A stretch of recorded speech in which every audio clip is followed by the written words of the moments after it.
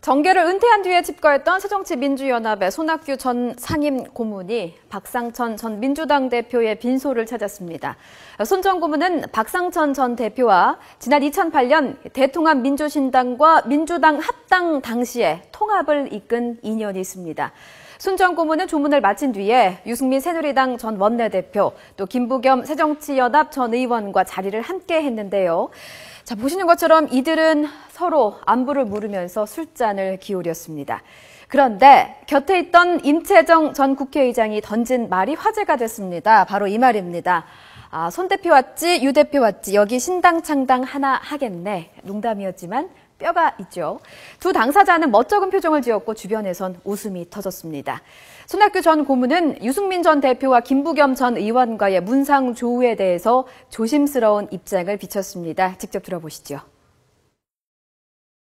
유승민 전 대표 함께 모이셔가지고 좀 중도 신당 그런 좀 얘기도 나오고 여러 가지 좀 관심을 많이 갖고 계신데 좀 한 말씀만 좀. 질문을 좀 좋은 질문을 해야지. 대표님 저희 언제 한번 강진으로 한번. 네, 이들의 문상조가 많은 관심을 받은 이유가 있습니다. 정치권 일각에서 제3지대 중도신당 시나리오가 나오고 있는데 여기에 비노무현계와 비박근혜계 인사들이 참여하지 않을까 하는 추측 때문입니다. 계속해서 이 이야기도 나눠보겠습니다. 예, 이른바 우리나라에는 조문정치라는 단어가 있습니다. 바로 그 조문정치, 어제 세 명의 조우도 그걸로 바라봐야 되는지 한번 얘기를 해보는데, 저는 있잖아요. 여기서 주목을 해야 될 부분이 딱 하나 있는 게 뭐냐면, 분명히 임채정 전 국회의장은 농담으로 얘기했지. 야, 이거, 우리 손학규 전 대표, 유승민 전 대표, 그리고 김부겸 전 의원 세 분이 있으니까 정당 하나 차려도 되겠네. 그랬는데, 딴 사람 웃었는데 본인들은 웃지 않았습니까? 저는 그걸 주목해야 돼. 왜? 사내 연애 몰래 하다가 왜 갑자기 주위에서 둘이 아주 잘 어울리는 커플이네 그러면 아무렇지도 않을 경우에는 그냥 넘어가요. 참 이걸 욕으로 들어야 되는지 뭐 이러면서 넘어가는데 진짜로 그럼 뜨끔해가지고 가만히 있는 이거 어떻게 해석해야 돼요? 하여튼 뭐 정치란 게 뭐 움직이는 생물이니까 어떻게 예. 예측을 뭐 할 수 없겠습니다만은 지금 이제 그 세 분들이 아주 우연찮게 사실 보면은 이 손학규 전 대표도 보면 지금 뭔가 좀 이 세 분은 일단 색깔이 비슷합니다. 그러니까 정치적 노선이 어느 정도 좀 중도적인 그리고 좀 온건한 합리적인 이런 측면들을 갖고 계시고 또 세 분 다 이제 옛날 한나라당에 계셨고 지금 한 분은 계속 계시지만 이 손학규 뭐 김부겸 이 두 분 다 한나라당에 뿌리를 두고 계셨던 분이고 그리고 나름대로 이제 보면 또 김부겸 그다음에 이제 유승민은 또 고등학교 1년 선후배 사이고 또 대학교 이제 같은 동기 사이고 이제 그런 측면을 본다면 또 공통점도 좀 있고 그리고 좀 서로 지향하는 바가 좀 비슷하다는 겁니다. 즉 뭔가 지금 친노 개파주의 뭐 이런 상황 속에서 정치권이 좀 메말라지고 막 이런 상황인데 그런 상황에서 뭔가 좀 중도 합리주의적인 것들을 추구하는 분들 이 세 분의 만남이기 때문에 특히 또 이제 정계 개편에 대한 여러 가지 시나리오가 나온 상황에서 한 자리 하셨다는 것 자체가 이제 이게 좀 앞으로 어떤 장기적으로 모습 보면 나중에 보면 야 그때 저게 발단이 되었구나라고 할 정도로 어떤 그런 세 분의 만남이 아니었나 저는 그렇게 보였습니다. 근데 왜 안 웃었을까요? 왜? 뭐 들켰을까요? 속마음을 이거 어떻게 알았지? 이거 아니에요? 예, 속마음을 읽힌 거 아닌가 하는 저는 생각도 저도 상당히 했었고요. 예. 그리고 이 세 분에 대해서 임채정 의원이 신당 하나 창당해도 되겠네라고 이야기했을 때 받아들이는 우리가 그렇게 거부감이 들지 않고 그래도 되겠네라는 생각이 드는 이유가 국회의원들 과거에 이제 그 법안을 표결하지 않습니까? 그 법안 표결하면은 그걸 가지고서 법안을 4년 동안 막 표결한 걸 가지고 이렇게 쭉 놓고서 이념적 스펙트럼을 조사하는 게 있습니다. 뭐 극좌부터 극우까지. 근데 이 세 분은 제가 보기에는 좀 비슷한 위치에 놓여질 만한 그런 사람들이기 때문에 만약에 정당을 지금의 양당주의 체제에서 이념적 스펙트럼으로 좀 나눠서 다당제로 만들었을 게 이 세 분이 한 당에 있는 것이 굉장히 자연스럽지 않겠느냐. 물론 개인적 친분도 있습니다. 사실 돌아가신 박상천 의원과 사실 유승민 의원 부친 되시는 유수 의원하고 굉장히 가까운 사이였기 때문에 거의 같다 그랬는데 김부겸 의원은 나이가 같고 그 다음에 같은 지역 동향이고 고등학교는 1년 선후배고 손학규 최고하고 김부겸 의원하고는 사실 운동권 선후배고 그래서 인간적으로 서로 연결고리도 있는데다가 이념적으로 성향이 비슷하기 때문에 신당 하나 창당해도 되겠네가 굉장히 자연스럽게 들리는 상황인 것 같습니다. 아니 전부 왜 안 웃었는지는 얘기를 아주 우회적으로 대답을 안 하고 그냥 우회적으로 이렇게 얼버무리고 넘어가시네. 근데 어쨌든 좋습니다. 손학규 전 대표 정기 복귀 지금 아까도 계속 물어보는데 어떻게 보십니까? 이 손학규 전 대표가 사실 올라오시기 전에 굉장히 고민을 많이 하셨다고요. 이 가야 되나 말아야 되나. 분명히 가야 되는데 만약 간다면 또 신당 문제 뭐 이런 문제 때문에 또 이게 스포트라이트 할 거 아니냐. 그래도 이제 결국 우리도 가야 되겠다 해서 이제 올라오셨는데 지금 어차피 이제 상황 자체가 보면 이제 그 새정치민주연합이 9월 달에 혁신위가 끝나고 그렇다면 이제 뭐 신당 문제가 어떻게 시기든지 이제 가시화 될 거 아니겠습니까?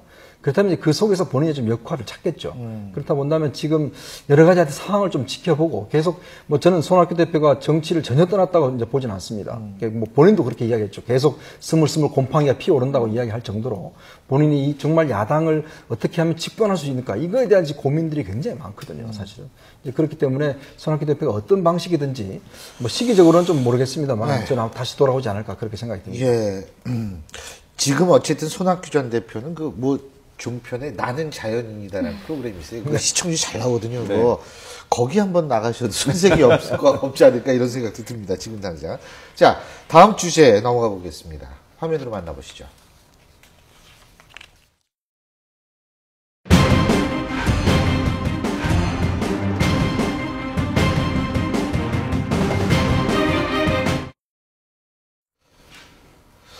예, 이 양계 농가 문제인데요. 우리 최단 변호사 치킨 좋아하시죠? 그럼요. 그럼요. 너무 좋아하시는 겁니다.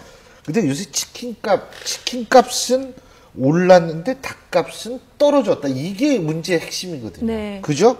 맞습니다. 사실 아까 잠깐 나왔지만 지금 생닭값이 한 1,500원 정도 한다고 합니다. 네. 그런데 이제 치킨을 먹는 대부분 우리나라 국민이 먹으니까요. 아시다시피 굉장히 치킨값은 비싸요. 예. 거의 뭐 한 18,000원, 2만 원 이렇게 예, 합니다. 뭐 옛날에는 막 반마리도 팔았는데 요새는 그렇게 팔지 않는 곳들도 많고요. 예. 그럼 거의 물론 원가만으로 치킨을 계산할 수는 없겠지만 치킨의 원재료가 되는 생닭과 치킨의 마지막 그 최종 소비재는 거의 10배의 차이가 난다는 거죠. 그래서 이 양계협회에서 뭐라고 얘기를 했냐면 아무리 닭을 길러도 결국 프랜차이즈 본사만 이익을 보는 것이 아니냐 이러한 입장을 내세운 겁니다. 이렇게 원재료 값이 떨어지면 치킨 값도 떨어져야 되는 게 정상이 아니냐 이렇게 얘기를 했는데 반면에 이 치킨 업체 측에서는 이 치킨 값이 생닭으로만 되는 건 아니다. 여기에 뭐 인건비도 들어가고 매장 임대료도 들어가고 밀가루도 묻혀야 뭐 되고 양념도 기름도 있고 되고. 그렇기 때문에 이게 떨어진다고 이게 반대 떨어져야 되는 그 논리적 일관성도 없고 그리고 문제는 이렇게 닭이 떨어지는 데는 너무 공급 과잉의 문제가 있기 때문에 우리랑 관계가 없다 이렇게 주장하고 있는 거죠. 양념값이 굉장히 비싼 모양이죠. 예? 이게 사실 양념 1,500원짜리 생닭에다가 양념을 막 그냥 몇만 원어치 입히는 모양이에요. 이게 예? 닭값 그 생닭값은 그 계속 떨어지는 상태인데 네. 치킨값은 지금 한 34% 2005년 인상이 됐다고 하거든요. 근데 사실 우리나라 전 국민들이 치킨 다 좋아하지 않습니까? 네. 뭐 치맥이라는 그런 문화도 형성이 돼가 있는데 사실 인건비나 매장 임대료 또는 뭐 치킨 양념값이 올랐다 이렇게 얘기를 하는데 저는 이 양계 프랜차이즈 본사만 이익을 본다는 얘기도 상당히 공감되는 부분이 물론 그 유통하고 소통시키기 위한 뭐 PR비도 들어가고 이렇게 하겠죠. 근데 사실 그 시골에서 이 농가에 어떤 도움이 주게 하려면 이 원가 상승을 사실 시켜야 되지 않느냐. 왜냐? 프랜차이즈 본사만 당연히 이익을 보는 형태거든요.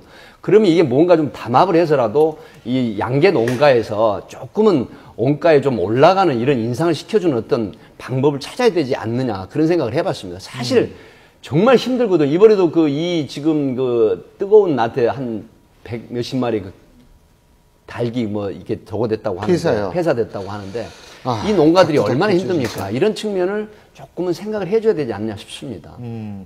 아니 그리고 지금 양계농가 입장에서 볼 때에는 굉장히 억울한 것이 생각을 해보세요. 이게 치킨 업계는 가격이나 계획이 없다. 지금 생닭 가격 하락은 공급 과잉 때문이다. 이렇게 나온다는 거 아니에요. 그렇죠. 그러니까 본인들은 책임이 없다는 거죠. 그렇죠. 근데 아까 잠깐 그쪽 치킨 업계, 프랜차이즈 업계 얘기는 뭐 매장 임대료 그리고 또 인건비. 그건 어차피 그 밑에 있는 점주들이 부담하는 거고요. 그럼 생각해보면 이해가 안 가는 게 매장 임대료는 예를 들면 강남은 더 비쌀 거고 강북은 쌀 겁니다. 예를 들면 그러니까 일반적으로 봤을 때. 예. 그런데 가격은 똑같잖아요. 그러니까 그런 것들은 그냥 눈 가리고 아웅이라고 보시면 되고 실질적으로 얘기해서 프랜차이즈 같은 경우에는 인테리어 비용 받죠. 그리고 재료 다 납품해서 그 재료 비용 받죠. 양념 비용 받죠. 그리고 일정한 기간 계약을 하고 그 기간 전에 끝내면 뭐 위약금 같은 것도 물립니다. 결국은 본사가 가장 큰 이익을 보는 건 맞아요.